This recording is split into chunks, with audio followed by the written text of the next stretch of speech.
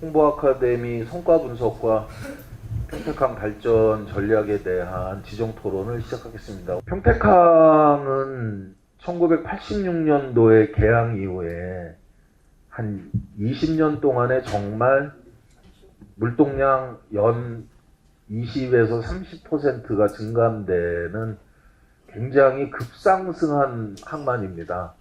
흔히들 평택항에 대해서는 대한민국의 가장 젊은 항만, 신생 항만 이런 표현들을 많이 하시는데, 저는 조금 다르게 아까 우리 박근식 교수님도 다른 지방 항만에서는 평택항에 대해 가지고 굉장히 부러워하고 있는 것도 맞습니다. 근데 저는 조금 다르게 표현을 해요. 무슨 얘기냐면, 평택항이 개항 38년 된 신생 항만이 아니라 평택항은 대한민국 항만들 중에서 제일 마지막 재래식 항만인 것 같아요. 제가 보기에는. 이른바 이런 거죠. 모든 항만을 건설할 때 필수적으로 배후단지가 있어야 되고, 필수적으로 다른 항만들은 대부분 철송이 연결됐고, 필수적으로 자유무역지역을 조성하게 되면 자유무역지역 내에 선석이 조성돼서 선석에서 배들이 접안을 해서 직접적인 인가공헌 할 수 있게끔 해외에 싼 원자재를 들여와서 조립 가공을 해서 다시 수출하는 그런 부분인데, 전국의 모든 임해 항만 중에서 자유무역 지역에 선석이 없는 항만은 평택항이 유일해요. 두 번째로, 전국의 모든 항만 중에서 배후단지 없이 출발한 항만도 평택항이 유일해요. 그리고 전국의 모든 항만 중에서 친수공간이나 정주 여건이 전혀 조성되지 않은 채로 출발한 항만도 평택항이 유일합니다. 우리는 뭔가 출발 자체가 86년도 개장하는 그때의 논리라 그러면은 한 10년 전쯤에 쳐다보는 항만에 대한 계획을 가지고 출발한 항만이지 않은가 하는 그런 아쉬움이 좀 있습니다. 오늘 저는 이 자리에서 토론의 내용이 좀 더 현실적이고 좀 더 항만 발전에 직접적으로 연결될 수 있는 그런 학술적 내용이 아닌 직접적인 생활형 항만의 주제로 좀 이 토론을 끌고 갔으면 하는 바람입니다. 그래서 오늘 첫 번째 평택항원노조 위원장이신 김대식 위원장님을 시작으로 이 토론회를 시작하도록 하겠습니다. 먼저 평택항원노동조합을 간략하게 소개해드리겠습니다. 평택항원노동조합은 현장과 함께 시민과 함께라는 슬로건 아래 항만 노동자들이 모여 결성된 노동조합으로 항만 물류의 안전과 효율성을 높이고 조합원의 권익을 보호하기 위해 설립되었습니다. 이번 토론회를 통해서 두 가지 현안을 좀 말씀드리고 싶습니다. 첫 번째로는 신국제여객 터미널 문제입니다.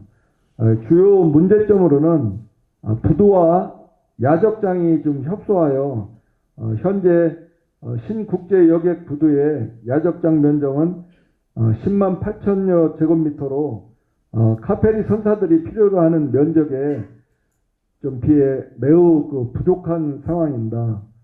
이는 물동량 처리의 효율성을 떨어뜨릴 수 있습니다. 여객과 화물 동선이 혼재되고 있어 폰톤이 좀 협소하여 여객 버스와 작업 차량 간의 교차 통행이 좀 불가하고요. 특히 부도 작업장이 길이가 50m에 불과하여 허버크레인 붐 선의 반경 내에 낙하물 사고 위험에 노출되어 안전 작업에 어려움이 예상됩니다. 좀 해결 방안으로 제가 생각하는 것은 부도 운영사 선정이 현재의 문제점을 해결한 뒤 이루어져야 하며, 필요시 좀 관련 규정이라든지 기본 계획이 좀 수정돼야지 되지 않나 생각해 봅니다. 해수부의 이제 배후 야적장 추가 허용 면적이 좀 부족하다는 점은 지역 물류와 교통의 효율성을 좀 저해할 수 있고요. 개장 후 단기간에 사용이 좀 불가하다면 이는 물류 업체의 운영에 좀 악영향을 미칠 수 있으며 최적의 공간 활용을 위한 계획이 필요할 것으로 보이고요. 동방 아이포트 주식회사와 신여객 터미널 간의 연결 통로를 확보하여 부족한 CI 문제를 개선하는 것도 방법일 수 있다고 봅니다. 항만에서 안전의 가치를 최우선으로 해야 합니다. 여객과 화물의 이동 구역을 물리적으로 좀 완전히 분리하여 서로 교차하지 않도록 터미널 설계를 좀 개선해야 한다고 보고요. 이를 위해 여객 전용 통로와 화물 전용 통로를 따로 설계하고 부도와 야적장 및 여객 터미널로 연결되는 통로를 구분하여 운영하여 한다고 봅니다. 유도 및 안내 시스템을 좀 설치해서요. 여객과 작업자, 화물 차량의 이동을 효율적으로 안내할 수 있는 그 디지털 유도 시스템과 표지판을 터미널 전역에 설치하여 혼선을 방지하고 전담 안전 요원을 충분히 배치하여 긴급 상황에 대비토록 해야 합니다. 결론으로는요, 평택항 그 신국제 여객부대 활성화를 위해서는 여객의 안전, 작업자의 안전, 경쟁력 있는 CI 확보가 좀 선행되고 운영사 선정 및 부도 개장이 이루어져야 된다고 봅니다. 둘째는 평택항 포트세일즈 확대를 위해 몇 가지 방안을 제안하겠습니다. 물류 및 유통 네트워크 확장입니다. 평택항 주변 물류센터 산업단지를 연결하는 교통망 개선은 물류 이동 효율성을 크게 높일 수 있습니다. 특히 38번 국도에 상습 정체 구간 교차로에 지하도를 설치해서 화물 이동 속도를 높이고 물류 비용을 절감할 수 있으며 이는 항만을 이용하는 고객들에게 큰 이점을 제공할 수 있습니다. 또 이제 항만 사용료 감면, 연료 보조금 제공, 우선 저반권 제공 등의 선사 유치를 위한 인센티브와 화물 취급 비용 할인, 대규모 화물 유치 보상 등의 물동량 유치를 위한 화주 인센티브 제공하는 방안도 필요할 것입니다. 새로운 항로를 개척해야 합니다. 현재는 정기선 17개, 카페리가 5개 노선을 운영 중입니다. 포승 국가산업단지 내 제조업 80%, 물류업 20% 비율로 260개사가 있고요. 글로벌 콜드체인 기업, 돌코리아 등이 입주해 있습니다. 또한 수도권과의 인접성, 동북아 물류 허브, 육상 교통 인프라, 대규모 물류 단지 등 평택항의 경쟁 우위 요건을 활용하여 해외 시장 조사 및 수요 분석을 통한 신규 항로를 개척해야 할 것입니다. 지난 5월 경기평택항만공사 주식회사 동방, 평택 동방 아이포트 주식회사, 평택 상공회의소 등 공동 주관으로 수출입 기업인 및 임직원 100여 명이 참가한 가운데 평택항 신컨테이너 터미널 포트세일즈가 개최되었습니다. 좋은 예가 될 것이고요. 선사와 화주 신뢰를 강화할 수 있는 다양한 이벤트가 필요하고요.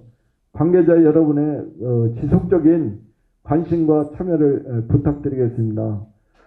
항만과 도시, 항만과 시민, 항만과 환경이 조화를 이루어 모두에게 이로운 평택항이 되도록 함께 고민하겠습니다. 시민 참여 토론회 개최를 다시 한번 축하드리고요. 함께 해주신 여러분의 건강과 행복을 기원드리겠습니다. 감사합니다. 위원장님께서는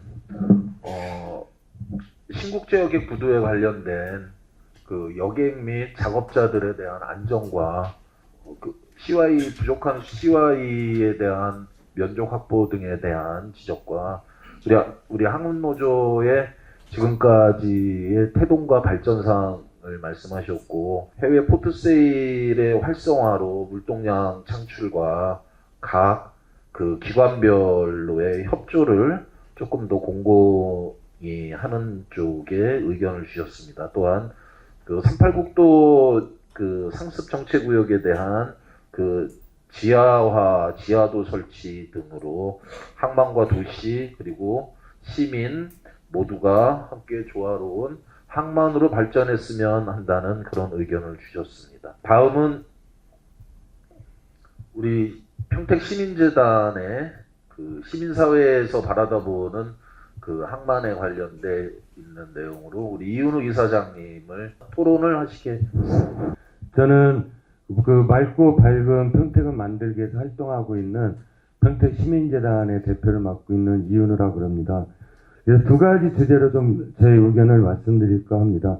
하나는 그 우리 박 교수님이 발표했듯이 그 홍보 아카데미 성과 주제로 요청을 좀 받았고, 성과에 대한 우리 시민사회의 시각하고 그리고 평택강 발전을 위한 시민사회의 고민과 또 우리 과제를 중심으로 간단하게 말씀드리겠습니다. 그 초기부터 가끔 이 평택강 관련 토론에 참여도 하고 또 토론제로 나아갈 기회들이 있었는데, 그 10년 전이나 뭐 20년 전이나 지금이나 사실은 우리 토론회 때 나오는 얘기들은 큰 차이는 없는 것 같아요. 그만큼 평택강이 우리가 많은 얘기를 하지만 근본적으로 이것을 같이 풀어나가고 해결해 나가는 주체들 간의 그런 지속적인 소통이나 협력, 그런 열정들이 모아지는 과정들은 좀 부족하지 않았나. 그 와중에도 우리 뭐 학원노조나 많은 또 우리 평택 강진한 협의회 분들, 여러분들이 중심을 잡고 했기 때문에 그래도 여기까지 왔다는 데에서 감사를 드리겠습니다. 저는 무엇보다 이 평택강 홍보 아카데미 우리 평택 강진한 발전에 협의게 했던 거는 2년 동안 진행했거든요. 저는 엄청난 박수를 받을 일이라고 생각합니다. 그 전에는 평택항에 대해서 시민들 관심 많이 적어지고 있습니다. 그리고 나와 지역의 삼가 평택항은 무관하다는 인식이 지금 심화되고 있거든요. 그런 현실에서 좀 평택항 그 홍보 아카데미가 우리 지역사회의 참여와 이해와 공감대를 넓히는 데 있어서 매우 긍정적인 기여를 좀 하고 있다. 그런 측면 때문에 좀 작년부터는 좀 평택항에 대한 우리 시민사회 또 평택시 또 다른 정치권이 좀 더 이 문제에 좀 관심 갖고, 아까 이학수 의원님이 경기도 평택항 특위도 만든다는 이런 것들이 좀 시작될 수 있는 배경도 이런 이제 홍보 아카데미 중에서 다양한 시민 참여들이 참여하고 이해와 공감이 있었기 때문에 가능했다. 그런 측면에서 저는 이 홍보 아카데미 사업은 매우 의미가 있고 좀 더 확대될 필요가 있다고 봅니다. 그 박 교수님 설문조사도 보면 긍정적 평가가 74% 이상이 나와요. 참여자들. 이거는 엄청나게 좋은 평가거든요. 객관적으로도. 다만 이제 그 자료를 통해서 보니까 남성 비율이 너무 높다. 그리고 50대 이상의 그 비율이 또 과반수를 넘고 있어서 실제 좀 더 영열별, 성별 다양화를 내년도에는 더 한다면 좀 더 의미 있는 홍보 아카데미가 되지 않을까 하는 생각이 들고요. 그러면서 저는 이 사업이 2년 동안 평택시 5천만 원 지원 사업을 받아서 하고 있거든요. 근데 지역사회만 하기에도 되게 빠듯한 예산이에요. 근데 저는 이 평택항이 평택만의 항구는 아니라고 생각합니다. 이 틀을 넘어갈 때 좀 평택항이 한 단계 더 넘어갈 수 있다고 생각하거든요. 국가 한만이면서도 경기도를 대표하는 유일한 항만이란 말입니다. 근데 경기도의 참여나 경기도의 성과를 같이 나눌 수 있는 부분들이 되게 부족했던 현실이다. 그런 측면으로 저는 내년도 그 홍보 아카데미는 일단 평택 시민들을 50% 정도 주체로 잡고 경기 남부권만 해도 한 20여 개 지자체가 있거든요. 거기서 돌아가면서만 참여해도 저는 경기도 자체도 평택항을 알릴 수 있는 좋은 또 사업적 성과도 크기 때문에 평택시 5천만 원, 경기도 5천만 원, 이 매칭 사업으로 해도 저는 되게 유익하게 의미 있는 사업으로 발전할 수 있지 않을까 하는 좀 생각을 가졌습니다. 어떤 저는 홍보 아카데미는 우리 평택 당진항이 우리 평택항 발전에 토대를 쌓는 데 있어서 되게 좋은 계기와 좀 대립도 역할을 했다고 좀 마무리하겠습니다. 그러면서 이 평택항 발전을 위한 우리 시민들, 네, 또 특히 시민사회의 고민은 이런 게 있습니다. 아까 박 교수님이 좋은 의견도 주셨는데요. 지금 평택항은 전환기이자 변화기에 놓여 있다는 생각을 다시 한번 좀 갖게 됩니다. 이제 물동량은 한계점에 도달하고 있고 시민들의 욕구는 되게 다양해지고 있고 이런 상황에서 평택항의 앞으로의 미래의 모습은 어떻게 갈 거냐. 옛날처럼 그냥 물동량 늘려달라. 그냥 막연하게 친수공간 있으면 좋을 거다. 이렇게 가서는 참 10년, 20년에도 똑같은 얘기가 반복될 수 있다는 우려가 좀 드는 오늘 이제 발표문이기도 했는데요. 그래서 저는 우리 세 가지 부분에 대해서 시민사회가 좀 더 근본적으로 고민하고 가야겠다는 생각을 다시 한번 이 발제문을 들으면서 좀 했습니다. 하나는 일단 한마는 우리 평택항이 갖고 있는 좀 발전 전략은 근본적으로 필요하다. 그 인천항도 가보고 제가 부산항도 가보고 몇 군데를 또 해외도 우연한 기회 같이 이제 뭐 도쿄도 가고 여러 군데를 가보긴 했는데 실제 평택 항만은 아직 도로망이든 연결망이든 이런 것들이 되게 좀 취약하고 낯서는 느낌이 좀 있습니다. 그래서 또 아까 설문조사에 보면 그 연결도로 부분에 시민들이 가장 선호하고 있어요. 그래서 우리 시민들이 갖고 있는 평택항을 거리감을 갖고 있는 이유, 나하고 무관하다고 보는 이유 중에 하나는 평택항의 이익이 시민의 이익과 평택시의 이익으로 잘 연결되지 않고 와닿지 않고 있어요. 사실은 우리 한국노조분들이 열심히 해서 이분들이 또 지역 시민이긴 하지만 그 정도의 일자리 창출을 제외하고는 실제 평택항으로 인해서 30년 전에 평택항이 처음 시작했을 때 시는 이렇게 얘기했어요. 우리한테 평택을 먹여 살릴 거다. 평택을 완전히 변화시키는 핵심 동력이 될 거다.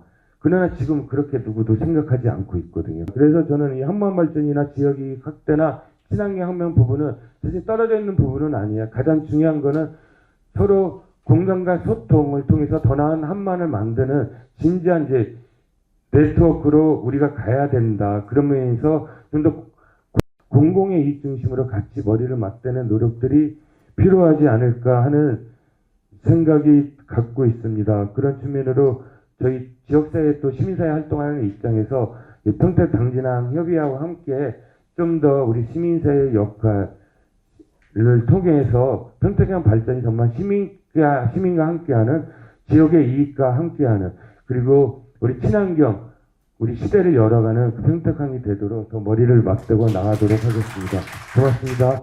이윤우 이사장님께서는 시민사회가 투쟁보다는 공감과 소통의 역할이 필요하고 또 사적 이익보다는 공공의 이익을 추구하는 그 단체로서의 역할이 필요한 시점이라고 지적하셨고요. 또 평택항이 미세먼지 환경 부분에 대한 문제 해결에 대한 필요성을 또 친환경 항만으로서의 발전해야 된다는 그런 지적이 있으셨는데 사실은 평택항이 미세먼지의 어떤 주범이다, 발원지다 하는 거는 그 약간의 조금 억울한 측면이 있습니다, 사실은. 그래서 제가 늘 평택시청 환경과에다가 자료 공개를 해달라 주기적으로 내용을 봤을 때 이게 해외발 미세먼지나 이런 부분들의 역할도 상당 부분 있고 우리 항만 내에서 작업 중이나 하역 중에 발생하는 부분들보다 외부 환경에 대한 요인이 더 크다는 그런 말씀 참고로 드리고 싶습니다. 지역사회 주체 간의 협조관계 부족에 대한 지적도 함께 해주셨고 홍보 아카데미에 대한 그 평택 시민들의 긍정적 인식 전환을 말씀해 주셨고 좀 홍보 아카데미가 앞으로는 평택 시민 위주가 아닌 인근 지역으로 확대해서 했으면 좋겠다는 그런 의견 주셨습니다. 이런 부분들은 또 평택시하고 향후 협의해서 좋은 결과가 있을 수 있다는 그런 말씀드리겠습니다. 다음은 우리 경기도의 이학수 의원님의 토론 듣겠습니다. 아까 우리 최성일 자단님께서 이런 말씀을 하시더라고요. 그러니까 생활형 항만 이렇게 말씀을 하셨는데, 일단 아마 여기 계신 분들이 첫 번째 공감하는 게 아마 교통 혼잡이 아닐까라고 생각합니다. 지금 이제 아마 그전 같은 경우는 평택에서 안중 오는 것도 안중에서 평택 나가는 시간들이 정말 짧았거든요. 그래서 아마 가장 실감하는 게 교통적인 문제라고 생각을 하는데요. 그 김대식 이윤우 대표님께서 두 분께서 말씀하셨던 부분들도 굉장히 공감하는 부분들이에요. 지금 이제 일단 38국도가 좀 확장을 좀 빨리 해야 되지 않을까. 지금 5선까지는 지금 확장을 지금 하고 있는데 지금 굉장히 빨리 돼 있고요.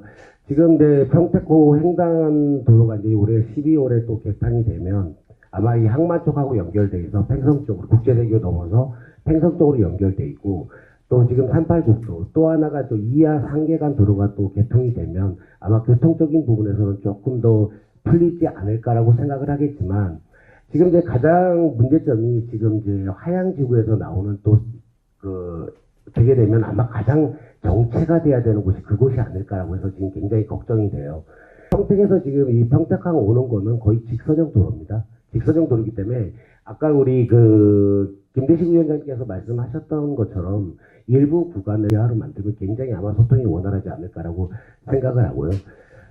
또 두 번째 같은 경우는 화물 자동차 주차장 확보하는 게 좀 우선이라고 생각합니다. 그러면 이제 우리 자동차 주차장 확보를 어떻게 해야 되는 것 같다 고민도 해야 되고요. 그게 이제 한 군데만 만든다 그래갖고 그게 되는 건 아닌 것 같아요. 일부 구간 몇 군데를 지정을 해서 만들어 놓는다 그러면 아마 우리가 이제 물동량이 점점 많아지고 화물차가 많아지고 또 이게 화물차가 서 있다 보면 주민 안전에 대한 것도 생각을 해봐야 되기 때문에 이 문제점에 대해서는 깊이 고민을 좀 한번 해봐야 되지 않냐라고 저는 생각을 하고요. 또 하나가 지금 전자상거래 특구 지역으로 지정을 빨리 시키는 게 저는 맞다고 봐요. 지금 우리가 지금 전자상거래 여기 평택항이 물동량 1위입니다, 솔직히. 근데 지금 지정이 저번에 보면은 인천항하고 광양항이 지정이 됐어요. 그러니까 윗선에서 얘기하는 그런 지정이 이해가 안 되는 거예요. 여기가 가장 전자상거래 1위의 물동량을 갖고 있는데 어떻게 여기를 만들지 않았나. 그리고 지금 물동량이 지금 화물 실적으로 봐도요. 지금 평택항 같은 경우는 지금 물동량 늘어난 게 174.59% 정도가 돼요. 근데 인천 같은 경우는 8.9%밖에 안 됩니다. 일단 우리가 빨리 특송 통관장 신설 그리고 확장 같은 게 만들 수 있도록 우리가 이거를 빨리 전자상거래 특구 지역으로 빨리 지정을 해야 된다고 생각을 하고요. 그리고 또 부두기능 재배치 정도. 전자상거래 물동량이 지금 신국제 여객부두 돌제부두에서 그러니까 이 선석이 동시에 작업이 불가를 합니다. 그러니까 평택 지금 항이 좀 발전하고 움직여 가려면 선석이 들어왔을 때 하나만 갖고 움직일 수는 없다라는 얘기예요. 지금 유럽 쪽에 영국 같은 경우 이런 데는 앞으로 향후에는 탄소 중립을 만약에 적용이 되지 않는 배 같은 경우는 선적 같은 경우는 들어오지 못하게 한답니다. 그러면 우리가 이제 이 수소단지도 이제 블루 수소로 해서 생활 밀착형으로 들어가서 이 지역에 이제 수소단지가 갖고 있는 상태고 이 블루 수소를 빨리 어떻게 해서 이 지역에는 이제 수소로 인한 탄소 중립도 하고 환경도 저해하지 않는 그런 요소로 진행할 수 있도록 우리가 좀 더 깊이 있게 생각을 해서 그 계획에 앞으로 만들어갈 수 있도록 해야 되지 않을까라고 생각을 하고요. 평택은 정말 유명해요. 전국적으로. 들썩들썩 하거든요. 근데 평택항 그러면 잘 모릅니다. 그래서 이거를 자꾸 알리기 위해서 계속 이제 5분 발언도 하고 도정 질의도 하고 계속 이제 무슨 방송 나가면 이 평택항 그리고 현덕지구는 꼭 얘기를 하고 있거든요. 근데 실질적으로 이게 자기가 분야에 속해져 있지 않으면 관심을 안 갖습니다. 그래서 아까도 얘기했던 게 유일한 국제무역항이라는 걸 강조하는 거예요. 이거를 강조하지 않는 이상은 답이 없다라는 얘기를 하고 싶어요. 그러니까 지금 항만 아까 해양연구회를 만들어놨던 이유도 지금은 이제 항만과 연계성이라고 그래요. 경기도에 보면은 진짜 관광지 만들 때도 정말 많습니다. 정말 아름다운 곳이 많은데 우리가 충청도나 아니면 강원도나 저쪽에 이제 지방, 아랫지방, 남해 쪽으로나 이쪽으로 거의 다 생각을 하고 계세요. 이건 반대로 우리가 생각을 했을 때, 그럼 그분들은 매일 보는 곳은 지겹지 않겠냐. 그럼 도심과 관광지가 있는 서해로 한번 개발을 하면 어떨까라고 해서 이 항만해양연구회를 만들었던 거예요. 그래서 이제 우리가 해양 스포츠, 왜냐면 우리가 3만 달러 이상 되면은, 이제는 해양 쪽으로 관심을 갖는답니다. 그래서 이 평택항 홍보 아카데미를 높이 평가하는 이유고 하는 거는 이 지역에 있는 학생들조차 모르는데 이 지역에 관심이 없는 사람들이 어떻게 평택항에 대해서 인식 개선을 할 수 있냐라는 거죠. 평택항 홍보 아카데미는 정말 우리 의원들이 더 깊이 있게 나서서 우리 평택항을 알리고 평택항의 발전, 그리고 평택이 100만 인구가 된다라고 하는데 반대로 생각을 해보시면 평택의 지금 북부나 동부 쪽에는 이제 거의 땅이 없습니다. 그러니까 서부 쪽에 땅이 많다라고 하는데요. 땅이 많지가 않아요. 다 절대 농지입니다. 실질적으로 필요한 부분의 땅은 별로 없다라는 생각을 한번 해보셔야 됩니다. 그래서 우리가 이제 이 평택항에 대해서 100만을 만들 때는 반대로 생각을 하셔야 돼요. 들어오는 게 아니라 이제는 평택항에서 뻗어나가는 방법을 찾지 않으면 평택항이 과연 이 평택의 인구가 100만 도시가 될 수 있을까라고 생각을 한번 해봐야죠. 평택항 전자상거래 특송 물동량이 전국 초입 건수 1위 항만으로서 전자상거래 클러스터 등의 그 조성이 특구 조성이 인천이 지정되고 평택이 빠진 거에 대한 아쉬움을 말씀하셨고요. 그리고 신국제어객부도 돌제부도에 대한 에로에로 선박의 작업의 그 위험성과 불편성에 대한 지적도 함께 하셨습니다. 또한 그 인구 100만의 도시를 추진하고 있는 평택시가 평택항을 중심으로 한 그 성장이 함께 이루어져야지 가능할 거라는 말씀과 해양 레저 문화시설이 충족되고 복합 항만으로 성장되고 발전해야지 된다는 의견 주셨습니다. 다음은 우리 그 임종식 전 연합뉴스 부국장님 모시겠습니다. 기자로 출입하면서 취재 활동하면서 느낀 점, 또 느끼다가 너무 부족해서 또 대학원에 가서 물류학과 석사 과정을 거쳤고 그 과정에서 여기 발전협의회 2대 회장도 했고요. 이런 그 경험을 토대로 평택 당진항에 대해서 제 나름대로 학술적인 게 아니라 학술적인 면도 좀 있지만 그렇지 않은 점을 가지고 제가 이것만은 좀 바꿨으면 좋겠다라고 생각하는 점을 위주로 말씀드리겠습니다.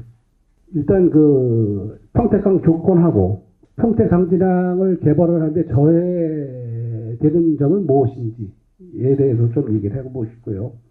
그 다음에 그냥 일반적으로 평택항에 대해서 근본적인 변화가 필요한데 우리가 간과하고 있는 점은 없는지에 대해서 말씀을 드리고자 합니다. 평택 당진항은 LNG, LPG, 화력발전소, 산업단지, 종합물단지, 수소산업단지 등 산업벨트가 형성되어 있습니다.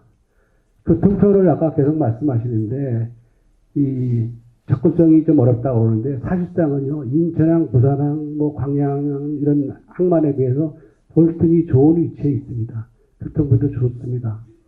인천항 같은 경우를 얘기를 들어보면은 인천항에 이제 컨테이너가 저희보다 많이 들어오죠. 많이 들어오는데 그것을 수입한 물건을 내보내기 위해서 전국으로 부산을 내보내려면 수도권을 통과해야 되잖아요. 그 어려움이 있죠. 그 물류는 시간이 싸움인데 물리적으로 어려워요. 부산에서도 맨 끝에서 수도권으로 다시 와야 되는데 어렵죠. 근데 이 평택은 수도권 충청도랑 같이 옆에 있고 중국과 최단거리 위치해 갖고 물류가 들어오면은 수도권 서울 수도권으로 가는 경우하고 또 지방으로 내려가는 위치에 있고 교통망도요. 서해안 고속도로 그다음에 국도 77호선이 그 남북으로 연결되어 있습니다. 남북으로. 그다음에 동해안과 서해안으로는 국도 38호선, 제천 평택 고속도로 등이 있고요. 그 외에 경부 1호 국도가 경부선이 있고 경부선 철도가 있고 이번에 또 이제 서해안 철도가 이제 개통이 되죠. 그 외에 국도 43번, 45번, 49번 아주 촘촘하게 연결되어 있습니다. 수원을 보통 뭐 사통팔달이라고 그러는데 실제로는 여기가 사통팔달입니다. 여기가 보통 그 화물 입장에서 볼 때 화물을 얼마만큼 빨리 이송을 할 수 있냐를 따질 때는 여기가 최적의 교통망을 갖추고 있다고 생각을 합니다. 그리고 위치도요. 중국이 있죠. 러시아에 있죠. 한국이 있죠. 일본이 있죠. 여기에 항만이 평택항이 중간에 있습니다.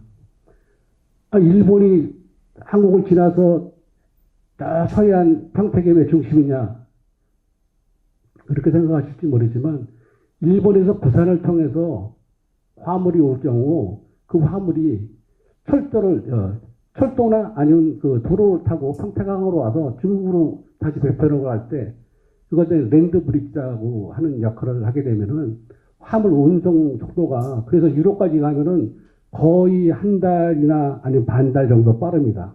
그래서 그 성과를 낼 수 있는 부분이 많고요. 뭐 이러한 조건 때문에 저희가 30년이 좀 지났죠, 항만이. 근데 젊은 청년 항만인데 작년 말 기준으로 총 화물 물동량이 1억 1,700톤인가요? 됐고 11년 연속 자동차 허브항을 위치를 갖고 있습니다. 평택 강진항이 갖고 있는 유일한 조건이 천혜의 조건을 갖고 있습니다.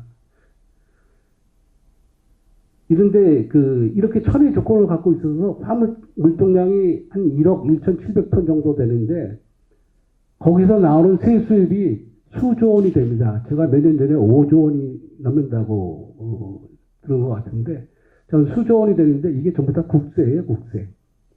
그러니까 국가가 세금을 받아들이고 있습니다. 근데 평택은 뭐를 하느냐?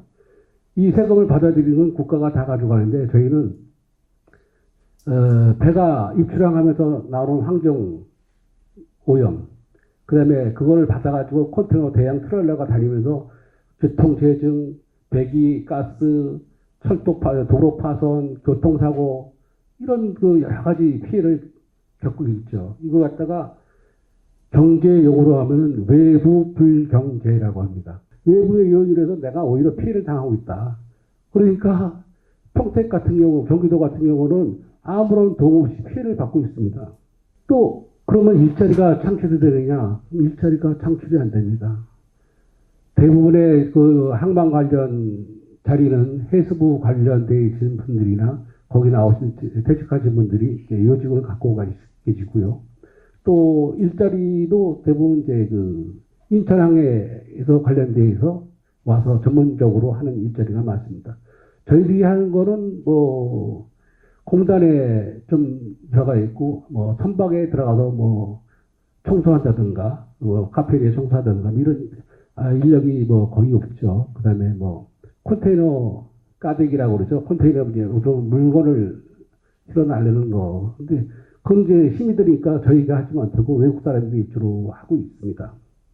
불리한 것 같죠. 외부 불경제 현상이 나타나는 거는 제가 보기에는 중앙 위주로 거버넌스가 되어 있기 때문이라고 생각을 합니다.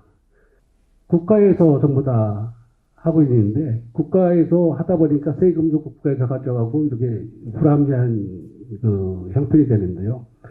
이 항만을 보면은 신설해서 쭉 갈 때까지는 국가에서 하는 게 맞습니다. 국가에서 맞는데 항만이 이제 자리를 잡고 그다음부터 나갈 때는 국가에서 지방자치단체로, 지방자치단체에서 민간으로 이렇게 넘어가는 게 이제 순서거든요. 왜 넘어가느냐 그러면 국가에서 하는 사업은 생각이 딱딱해요. 국가는 사업을 하면서 실패를 없애기 위해서 그동안에 해왔던 잘된 결과를 중심으로 앉아서 일을 하거든요. 그러니까 내가 보고 싶은 대로만 보는 거죠. 근데 민간 같은 경우는 다시 본질을 보려고 본질서부터 접근하기 때문에 창의성이 생기고 이러기 때문에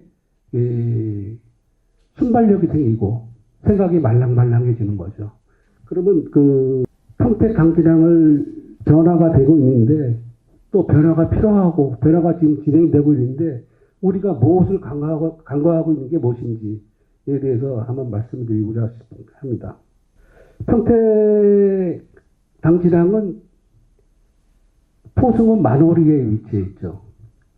밑단위에 위치한 항만은 전국에서 평택 당진항밖에 없습니다. 밑단위에 한다는 건 그 인구가 없다는 거죠. 주거 인구가 없습니다. 그러니까 정치인 입장에서 보면 표가 안 되는 거예요. 표가. 정치인이 관심이 없으니까 시민도 관심이 없어집니다. 그 평택 당진항 발전 협의회가 처음 출범하면서부터 이 근본적인 문제를 접근하기 위해서 이제 항만 아카데미를 하자는 얘기를 상당히 많이 해왔고요. 상당히 좋은 결과를 냈다고 봅니다. 근데 그리고 또 그 평택 당진항은 그 풀네임에서 보듯이 평택과 당진이 그러니까 경기도와 충청도가 같이 위치해 있습니다. 근데 그 불행하게도 서부도의 그 토지 분쟁과 관련하고 또 그 바다 경계가 관련해가지고 상당히 그 관계가 안 좋은 관계가 돼 있어요. 그래서 지금 관은 물론이고 시민단체가 서로도 협력을 하려 해도 할 수가 없는 상황입니다. 그래서 이제는 관을 제외하고 시민단체가 나서서 정부와 지자체, 그다음에 뭐 대학, 언론, 시야기관, 뭐 정치인 등이 하는 아까 말씀하신 강력 포트 커뮤니티가 구성이 필요하다 이렇게 생각을 합니다. 지금 아까 도 의원님께서 말씀하시면 그 연구기관을 그 의회 차원에서 만들었다고 이렇게 얘기하시는데 그게 사실 필요하거든요. 그래서 자동차 허방이라고 저희들이 얘기를 하는데 자동차 허방이 왜 되는지를 아시나요? 이게 언제까지 갈지를 아시나요? 이거에 대해서 연구한 게 있나요? 아무것도 없어요. 그냥 되니까 되나 보다 라고 얘기를 하는 거죠. 그래서 이것에 대한 그 전반적이고 근본적으로 연구를 할 필요가 있고 또 자동차 허범은 지금 인천항에서 중고자동차가 이제 우리항으로 오고 싶어 하는데 인천항이 항상 우리가 인천항이 넘치면 저희한테 오게 돼 있습니다. 이게 물건이 이렇게 오는데 중고자동차가 오면은 이게 뭐 더러운 화물이 아니라 요즘 친환경 화물로 봅니다. 근데 우리가 자동차 수입차 수출입을 할 경우 우리한테 떨어지는 게 하나도 없죠. 국세로 다 돼 있으니까. 이건 자동차 중고자동차는 전부 다 저희 지방세로 들어오고 지방에서 하는 거기 때문에 이런 그 일자리 창출도 되고 그래서 이것들이 필요하다 이런 생각을 해서 이 연구기관에서 이런 것들이 과연 학문적으로 학술적으로 어떤 게 필요한지 이 논리를 개발해서 개발할 필요가 있다 이렇게 생각합니다.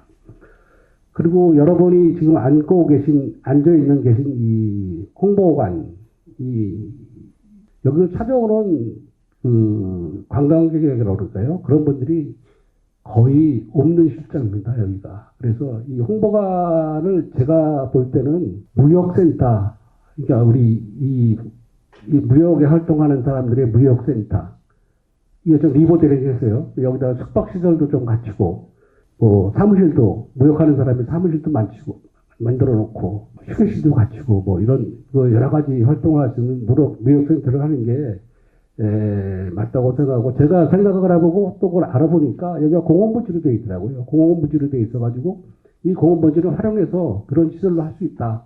이런 그 법률적 제가 해석을 한 적이 있고요. 그리고 여기를 관리하는 경기도에서 관리하는 이제 마린센터라고 아시잖아요. 마린센터가 이제 사무실 입주가 안 돼서 사실 어려움을 겪고 있고 옛날에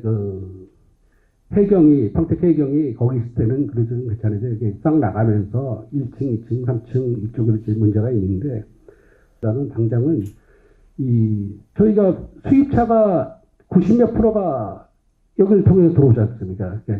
전국의 수입차가 대부분이 다 여기서 처리가 되고 있는데 수입을 하고 있는데 그거에 대한 쇼룸이라든가 그냥 뭐 판매 계약 상담하다든가 자동차 매니아들이 상당히 많기 때문에 그걸 보러 오는 사람도 상당히 많을 것으로 저는 판단을 하고 있습니다. 우리나라 해군 이함대는 뭡니까? 최전방을 지키는 서해 5도선을 지키는 그 전투부대입니다. 그 안에 안보공원이 있어요. 천안함과 참수류정이 있습니다.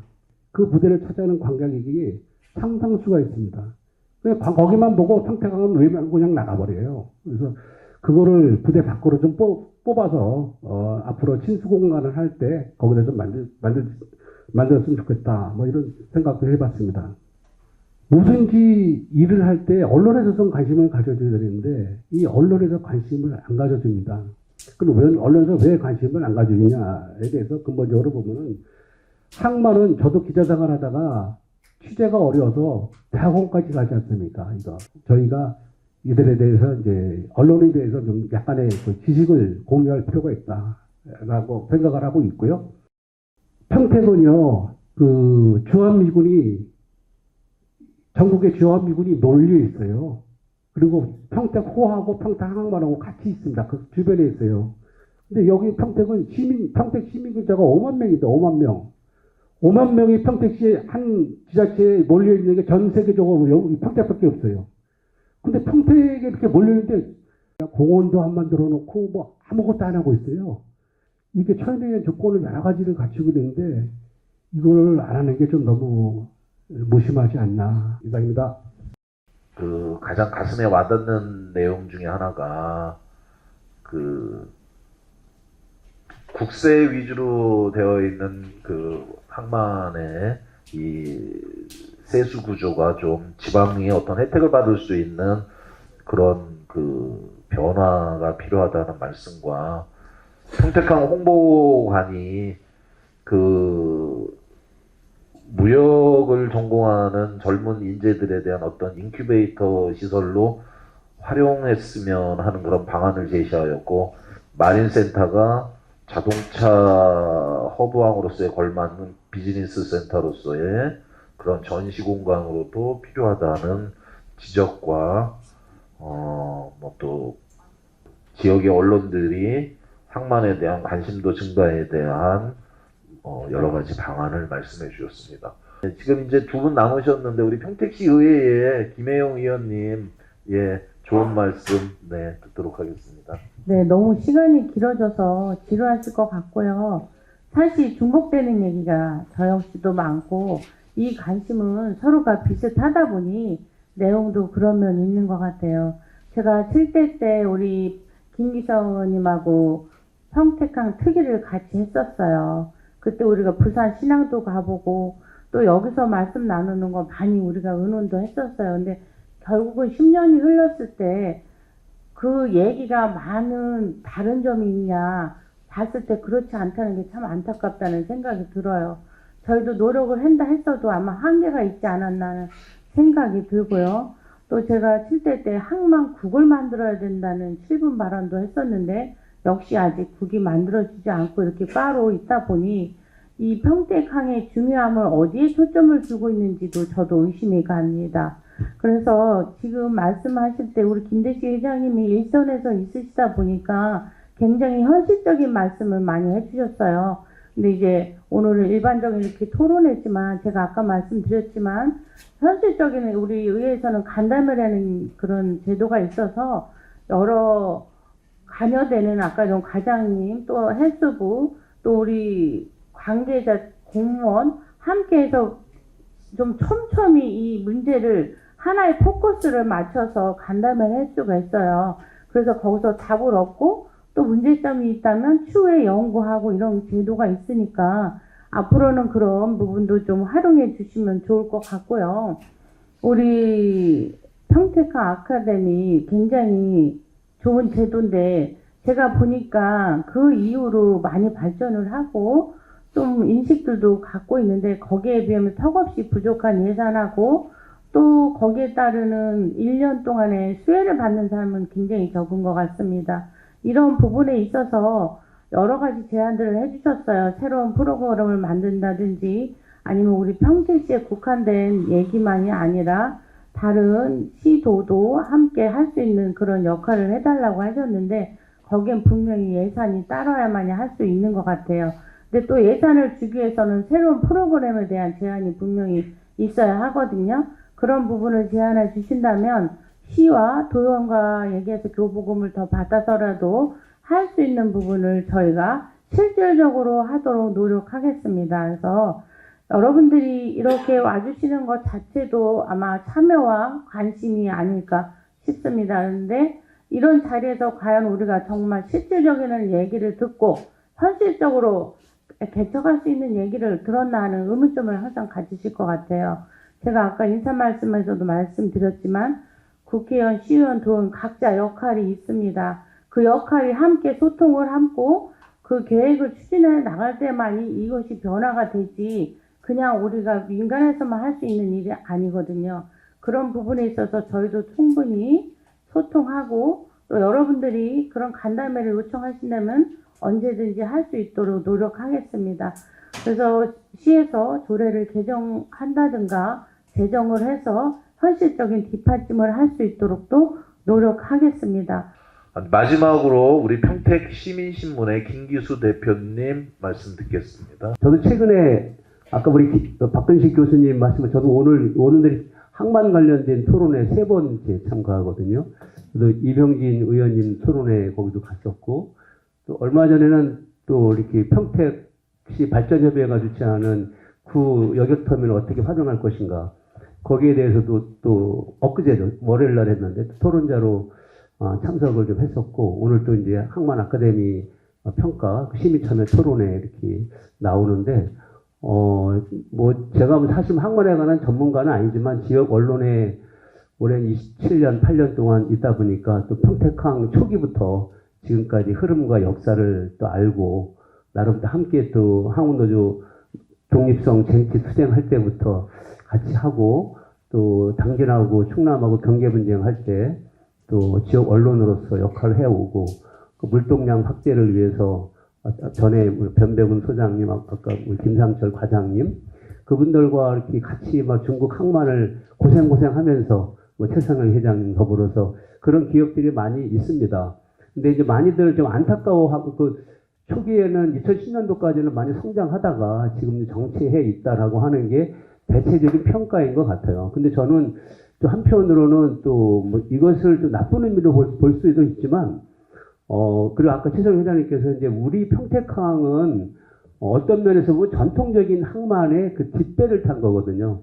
그 물류의 흐름도 바뀌고 항만에 대한 인식도 바뀌고 주로 이제 그 친수 공간이라든가 어떤 항만 그 시민 친화적인 환경으로 하다 보니까 구 항만 물류 중심의 항만들이 신항으로 쫓겨나고 이제 이렇게 그렇게 재개발하고 하는데 평택은 어떻게 보면 어정쩡한 거죠. 물류 위주로 진행을 해오고 그리고 또 아까 말씀하셨지만 모든 성과는 국세로 다 뺏기고 안 좋은 것만 평택에 있고 그러니까 안 좋은 부분들이 많이 좀 있었어요. 그렇지만 한 10년 정도, 한 20년 정도 이렇게 오면서 그 평택항이 가지고 있는 저는 장점들이 지금 서서히 드러나고 있다고 보거든요. 그 어려운 시기를 평택이 잘 견뎌냈다고 생각을 하고 그리고 사실 아까 뭐 우리 과장님께서 말씀하셨지만 국회 토론에서 나왔는데 중앙정부가 물론 주도를 해서 개발을 했지만 특히 평택항은 지방정부가 많이 참여하고 그 경기도와 평택시가 앞장서서 그리고 평택 시민들이 함께 만든 항만이기 때문에 저는 다른 어느 항만보다도 그 발전 가능성이라든가 성장 가능성 이게 많다고 생각을 합니다. 그리고 특히 평택항이 위치하고 있는 지정학적 위치 자체가 뭐라 그럴까 뭐 중국하고 대중국 교역 그리고 옛날부터 항만이었거든요 평택이.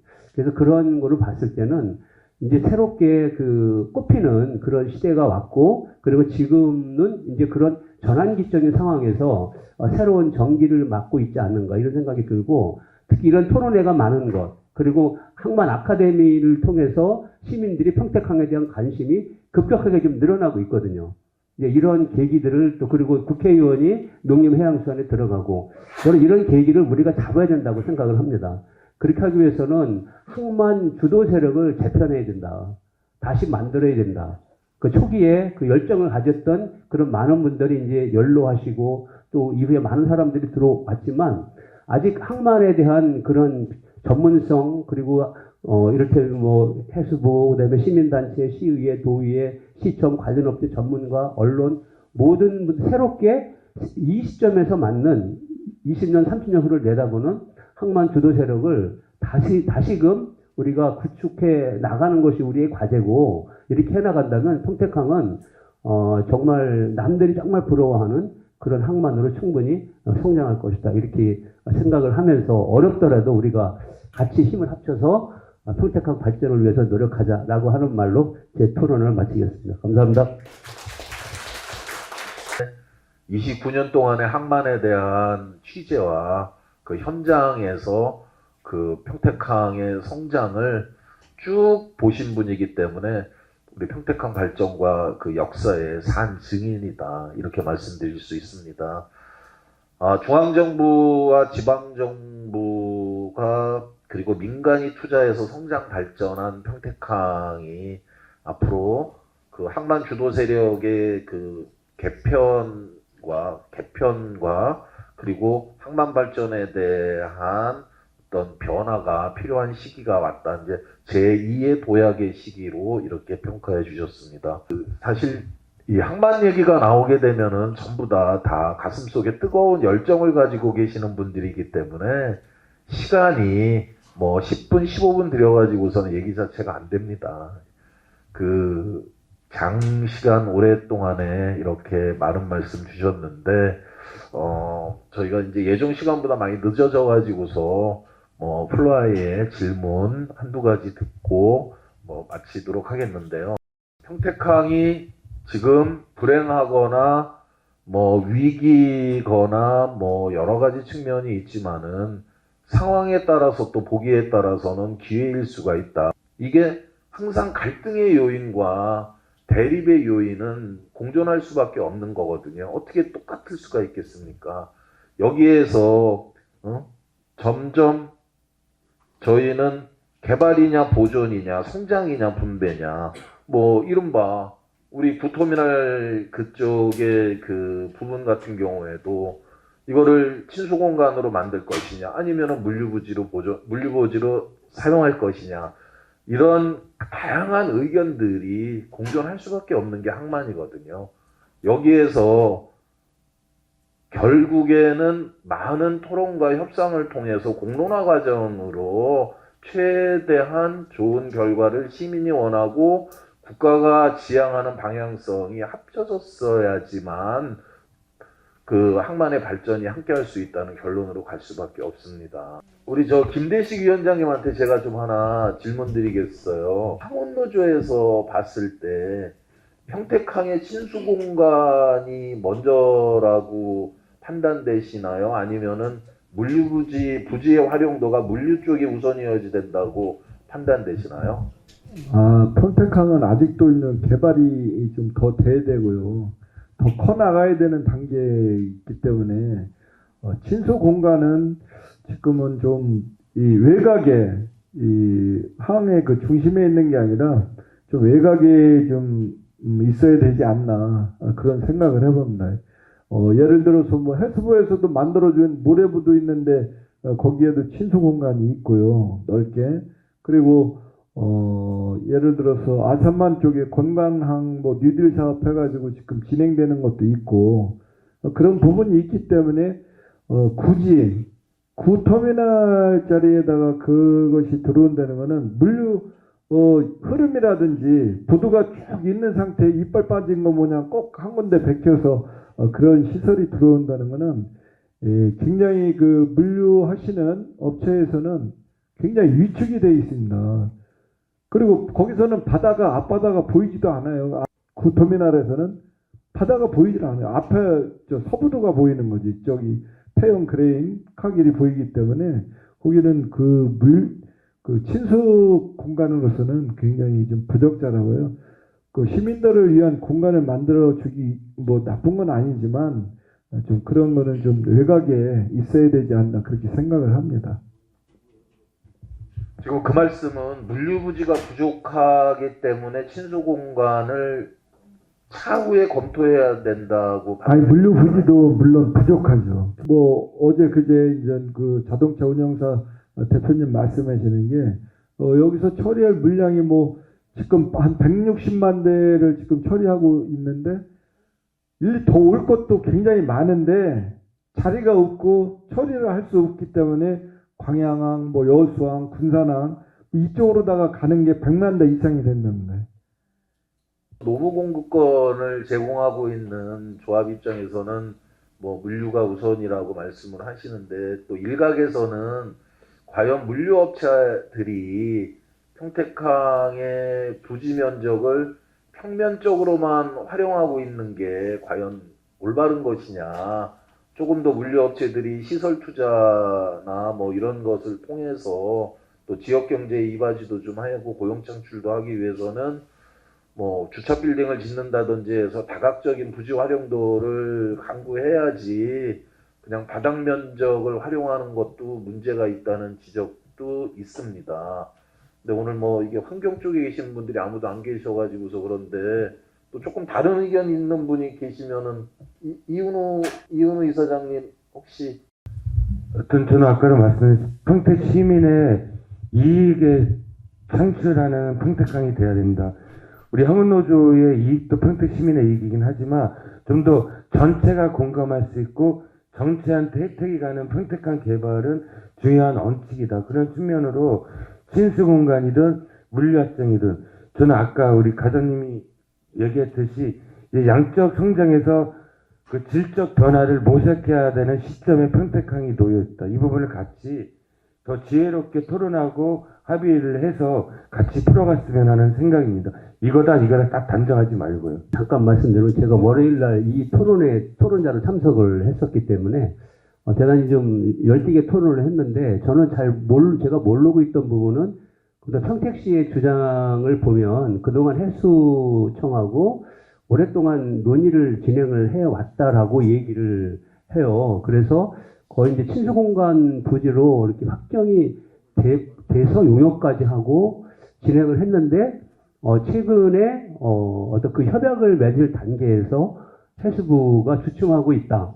이제 이런 어떤 흐름으로 토론회가 진행이 되다 보니까 왜 그래 해수부가 왜 그동안에 이렇게 약속을 어기고 지키지 않고 또 친수공간이라고 확보라고 하는 것은 시민들에게 대단히 필요한 것이고 또 구터미널을 평택시가 또 운영을 해왔고 관리 운영권을 해와서 어떤 시민들이 요구하는 것이 친수공간인데 왜 해준다고 했다가 지금 안 하는가 약간 이런 식의 분위기가 좀 있었거든요. 그래서 저는 관계자의 입장은 여기가 그 물류부지로 쓰는 게 더 효율적일 수는 있으나 평택 시민들이 친수공간을 원하고 친수공간을 만들 만한 적당한 곳이 현재는 마땅하지가 않다. 그래서 차선책으로라도 여기를 친수공간으로 쓰는 게 어떤 시민들의 어떤 요구사항을 반영하는 것이다라고 입장을 얘기를 했어요. 그래서 제가 볼 때는 좀 더 이렇게 많은 그 논의와 어떤 이런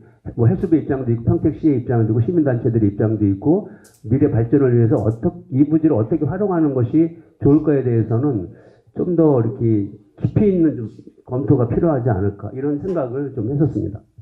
교두보를 확보한다는 차원에서 평택항이 친수공간이 없으니까 그 부지가 당초 4차 항만기본계획에 친수공간으로 잡혀 있으니까 평택시 입장에서는 차선으로 그 부분을 확보해서 나중에 그 배후단지의 면적이 가능했을 때 연계할 수 있는 방법을 찾겠다 하는 이런 의견이 있는데 마지막에서는 대충 결론이 다 이렇게 보면은 충분한 공론화 과정을 거쳐가지고서 시민들의 의견과 항만 관계자들, 종사원들, 기관들의 뭐 협의를 거쳐서 이루어진다 하는데 저는 또 한 가지 의문이 이게 그러면은 평택시 재정에 부담일 텐데 이게 지금 확보가 되고 난 다음에 재정을 확보해야 되는 건지 의결위원장이시잖아요. 우리 김혜영 의원님한테 잠깐 의견을 어떻게 풀어나가야 됩니까? 아니, 시에서는 의지가 있다 해도 사실 이게 다 예산의 문제잖아요. 그렇기 때문에 그 예산 확보를 어느 정도 좀 감을 잡고 해야지 그냥 무조건 하겠다 이건 또 아니고 시에서도 저희한테도 딱히 답은 아직 안 해요. 앞으로 계획할 것이다 이렇게만 하고 있거든요. 그렇기 때문에 좀 기다려 보시는 게 좋을 것 같고, 결국은 국비나 이런 게 투여하지 않으면 우리 자비만 갖고는 힘들다고 봅니다. 그에 대한 노력을 해야 되겠죠. 제가 아까 누누이 말하지만 여긴 국책항이기 때문에 국회의원들의 힘이 굉장히 많이 필요해요. 네.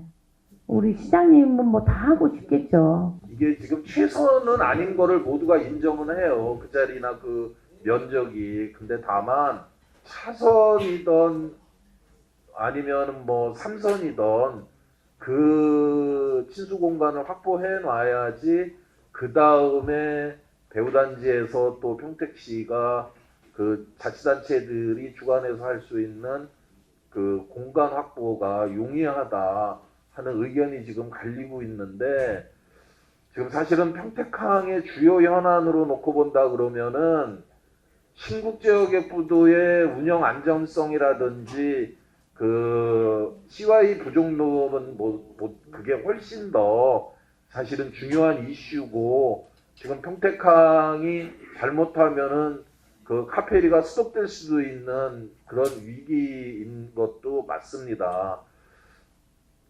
가장 좋은 방법은 저 개인적으로는 조금은 더 이런 부분에 대해서 가지고서 많은 그 협의와 토론을 통해 가지고서 또 전문가들의 의견을 수용해서 거기에 어떻게 친수 공간이 들어갔을 때 시민 친화적인 공간이 가능한지, 아니면 물류부지로 활용하는 게 현재로서 현실적인지, 뭐 이런 그 토론과 그 협의가 좀 필요하지 않나 하는 생각을 갖고 있고요. 대부분의 항만들은 그 공원 구역과 그 산업 시설 간의 구분이 다 돼 있거든요. 이렇게 복합적으로 섞여 있었을 경우에 발생할 수 있는 문제점도 시민들이 이해할 수 있는 선에서 제시가 돼야 될 것 같고요. 또 좀 전에도 말씀드렸지만은 물류업체들이 가지고 있는 부지에 대한 활용도도 단순히 바닥 포장으로 끝내가지고서 임대료 받아서 호가호위하고 있고 재임대 주고 있고, 이런 부분들은 사실은 우리가 그 평택항에 진출해 있는 물류업체들을 인정하고 우리가 지지해 주는데도 한계가 분명히 있습니다. 어떤 게 맞는지는 결과는 뭐 예단할 수는 없지만은 그 시행착오를 줄이기 위해서 충분히 토의하고 토론하고 협력해서 좋은 결과가 나왔으면 하는 바람이고요. 플로어에서 한 분 정도만 더 받고 마치도록 하겠습니다. 혹시? 제 여객부두에서 하역을 하고 있는 대학원의 김진철이라고 합니다. 한 가지는 전자상거래 화물 컨테이너가 수입되면은 하나의 컨테이너에 그 몇천 개의 BL이라는 전산 작업이 필요합니다. 전자상거래 화물이 확대되면서 그것을 다루었던 기존 시스템이 존중되지 않고 해당안을 통해 사적 이익을 취하려 이전 투구한 결과로 전자상거래 특송장을 만들어내지 못한 것은 아닌가 하는 못난 생각을 해봅니다. 다른 한 가지는 항만과 관련된 사업 시행 시 항만에 특화된 전문가인 업계의 의견을 수렴하는 절차가 필요하다 생각합니다. 국토의 균형 발전과 지역의 발전을 감안하여 중앙과 지방 정부의 전문가 집단이 항만 정책을 입안하는 과정에서 지역 업계의 입장과 의견을 반영하는 과정을 통해 혹 정책 입안 과정에서 놓칠 수 있는 필터링이 필요하다고 봅니다. 지금 평택해수청의 입장은 변한 게 없나요? 평택청에서 의원님, 이병재 의원님의 관심과 지지로 좀 정책적인 변화가 있을 거로 예상되고요.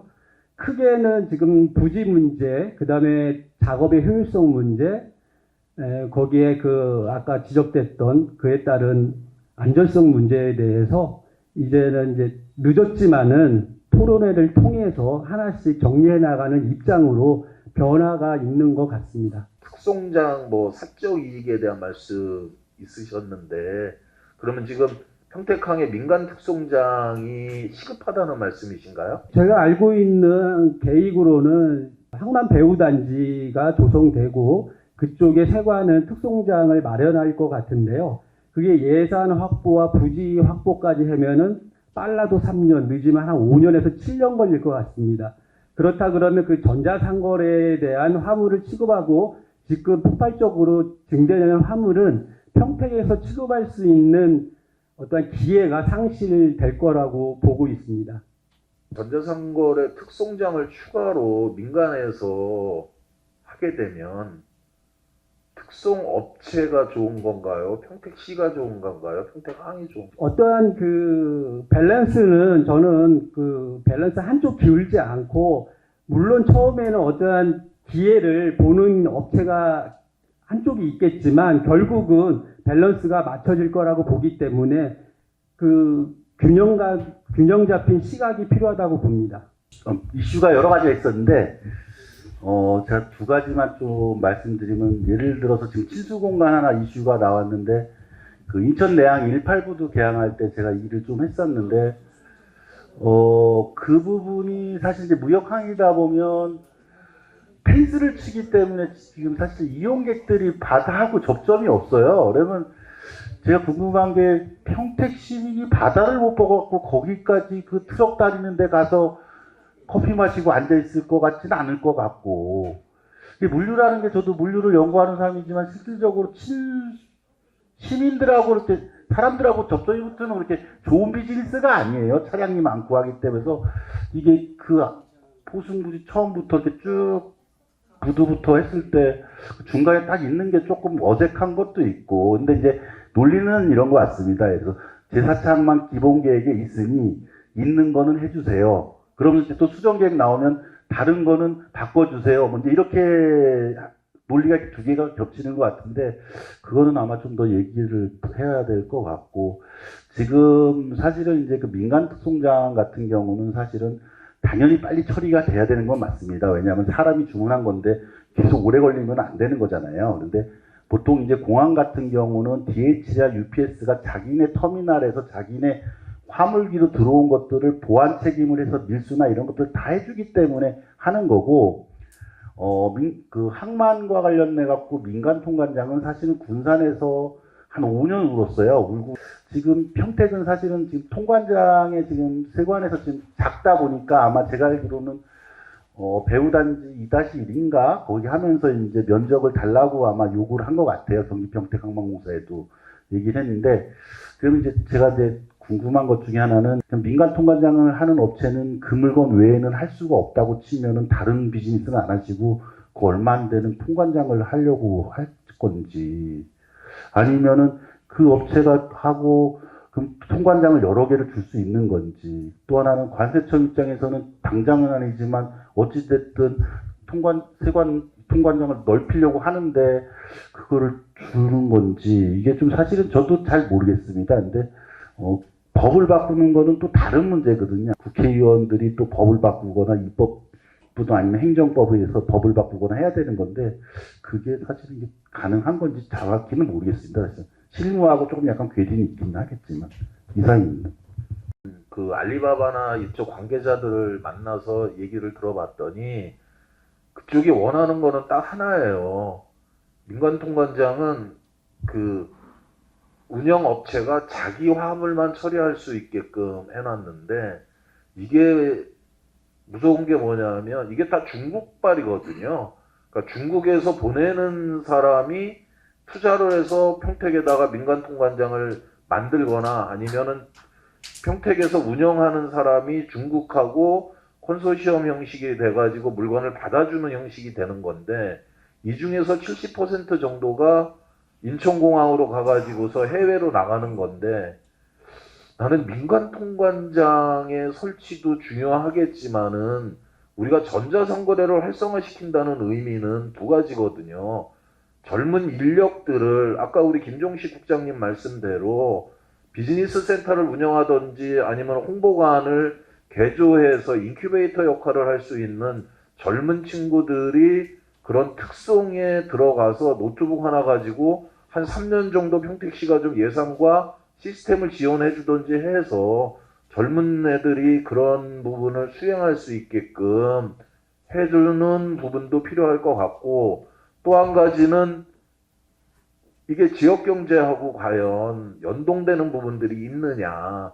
이거는 그냥 들어와가지고서 택배회사 차로 가가지고서 전국으로 배송되는 부분인데, 이게 이렇게 지역사회에서 이슈가 되고, 이게 물동량으로 본다 그러면은 전체 평택항 물동량 85만 TU 중에서 10%도 안 되고, 한 뭐 2, 3% 정도밖에 안 되는 것 같은데, 이렇게 우리가 여기에 또 뭔가 이슈로 계속 인정해야 되나, 이런 부분. 근데 빙그란 예로 인천을 보게 되면, 인천은 전자상거래 클러스터를 조성을 해가지고 그 세관 특송장과 그 주변의 물류 업체들이 컨베어로 연동돼 가지고서 그냥 바로 컨베어로 그 특송 화물들이 연결돼 가지고 처리할 수 있는 2차 운송 비용이나 이런 걸 절감할 수 있게 만들어 놓고 땅값을 되게 비싸게 받아요. 부지 임대료를. 그래서 아니 우리도 좀 자유무역 지역이나 이런 부분들이 자동차만 깔아놓지 말고 그런 부분들을 좀 활성화해서 부지 임대료도 좀 제대로 받고 뭐 이렇게 하는 게 필요하지도 않나 하는 의견들을 좀 주시고 그랬습니다. 그리고 오늘 이제 항원노조에서 많이 오셨는데, 평택항 물동량이 정체된 부분 원인 중에 하나가 사실은 우리 항원노조의 노무공급권에 대한 부분도 일부 있어요. 부산을 가보면은 부산은 물류창고의 노무공급을 전부 다 항원노조에서 하고 있습니다. 그리고 창고가 다 대형화되어 있다 보니까는 항운 그 부산으로 컨테이너가 가지고 오면은 4.9%를 일단 띄어요. 항운 노조에. 그래서 검사를 세관이나 검역 당국에서 할 때도 항운 노조 조합원들이 입회를 하기 때문에 평택보다는 수입자들이 물건을 가져오고 통관하기가 굉장히 용이한 것도 현실입니다. 근데 평택 같은 경우에는 지금 그냥 순수하게 업체에서만 그 하고 있기 때문에, 그러니까 항운노조가 이제 평택 같은 경우에는 그 노무 공급을 하고 있지 않다 보니까, 그러니까 부산이나 여타항만하고 그 검사의 강도라 그럴까? 뭐 그렇지는 않겠지만 공무원들이 이제 뭐 좀 그 현업에서 일하는 사람들은 그런 애로사항이 있다는 얘기도 하고 있습니다. 오늘 많은 뭐 이런저런 얘기 해주셨고, 오늘 여러분 대단히 감사합니다. 이상으로 모두 마치겠습니다.